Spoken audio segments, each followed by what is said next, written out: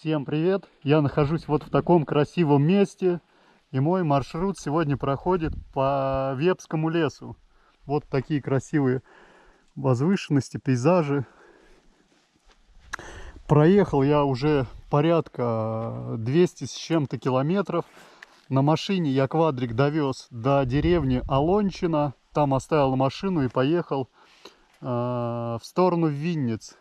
Сейчас я свернул, здесь у меня сейчас будет поселок, деревня Лаврова, потом какие-то еще деревни, я уже забыл. У меня уже каша в голове, я названия уже все забыл, как называется. Как в рассказе Лескова, Лиза Бахтерева, Бехерева или Бахтерева там еще будет.